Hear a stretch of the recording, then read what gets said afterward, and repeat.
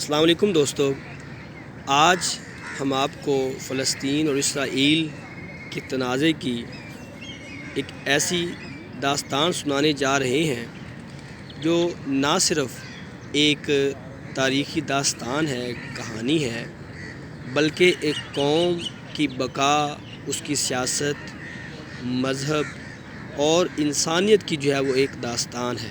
تو آئیے سفر کا آغاز کرتے ہیں۔ دوستو، فلسطین کا جو علاقہ ہے یہ مختلف ادوار میں اس میں مختلف قومیں وہ آباد رہی ہیں۔ یہ یہودیوں، عیسائیوں اور مسلمانوں کے لیے بڑی اہمیت کا حامل ہے۔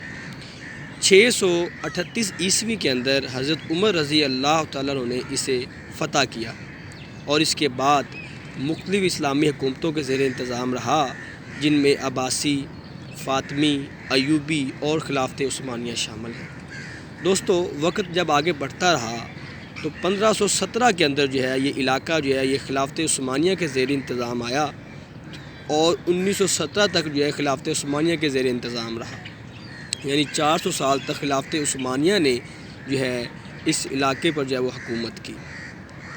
اس کے بعد وقت گزرنے کے ساتھ 19ویں صدی کے آخر میں ایک تحریک شروع ہوئی جسے زائونزم تحریک کہتے ہیں۔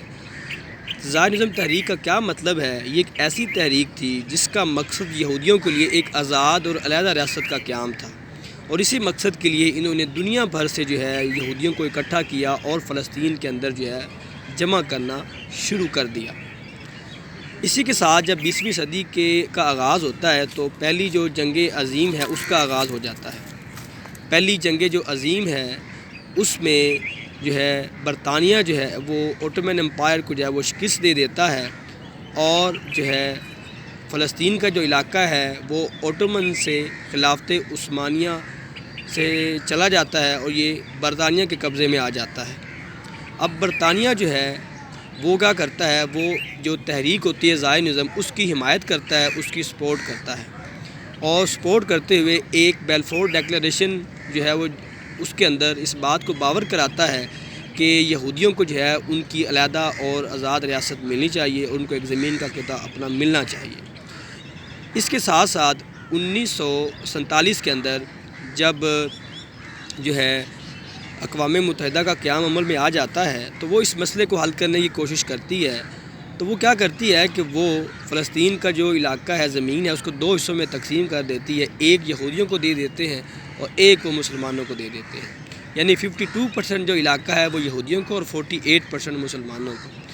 عرب جو ممالک ہیں وہ اس پر ایگری نہیں کرتے اور وہ اسرائیل پر حملہ کر دیتے ہیں۔ عرب حملہ کرتے ہیں لیکن وہ اس جنگ کو ہار جاتے ہیں، جس کے نتیجے میں لاکھوں مسلمان وہ اپنے گھروں سے بے گھر ہو جاتے ہیں، اور بڑی ہی مشکلات کے اندر انہیں وہاں پر زندگی بہت سی مشکلات کا سامنا انہیں وہاں پہ کرنا پڑتا ہے۔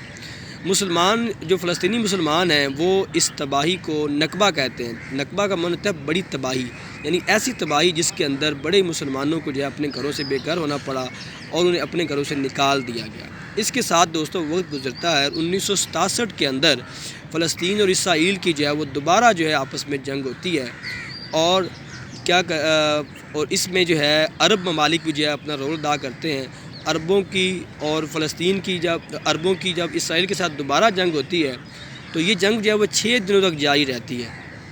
6 دنوں تک جب یہ جنگ جاری رہتی ہے تو اس میں اسرائیل کیا کرتا ہے کہ وہ مصر، اردن اور شام کے جو مختلف علاقے ہیں وہاں حملہ کرتا ہے، اور حملہ کرنے کے بعد وہ ویسٹ بینک اور غزہ، اس کے علاوہ گولان ہائٹس اور ایسٹ یروشلم پر وہ قبضہ کر لیتا ہے۔ اور جب وہ اس پر قبضہ کر لیتا ہے تو اس کے بعد ایک جو تحریک آزادی کے لیے ایک تحریک وہ وجود میں آتی ہے، جسے پیلسٹین لبریشن آرگنائزیشن کہتے ہیں، PLO جسے ہم کہتے ہیں، اور وہ اس میں بڑا اپنا اہم کردار ادا کرتی ہے، اپنا رول ادا کرتی ہے۔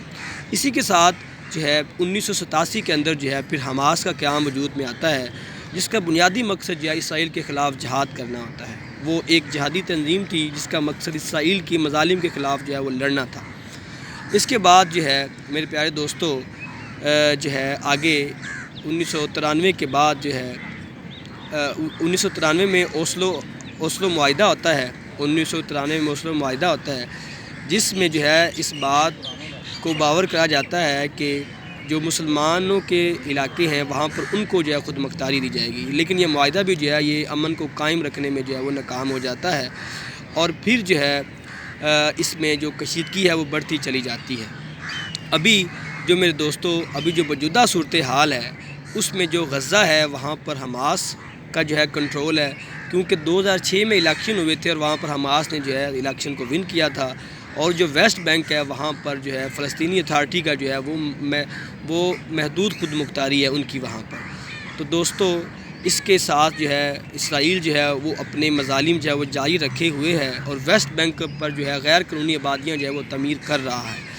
اور ابھی اس وقت جو موجودہ صورتحال ہے وہ آپ کو پتہ ہے کہ امریکہ برطانیہ جو ہے جس طرح انہوں نے ہسٹری میں ان کی سپورٹ کی تھی، ابھی بھی جو ہے وہ ان کی سپورٹ جو ہے وہ جاری رکھے ہوئے ہیں۔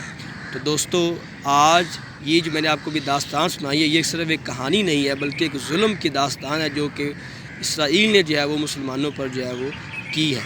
تو اس کے لیے میرے پیارے بھائیوں ہمیں جو ہے متحد ہونا پڑے گا، اور اس وقت ہم کیا کر سکتے ہیں یہ میں آپ کو اگلی ویڈیو میں جو ہے انشاءاللہ بتاؤں گا۔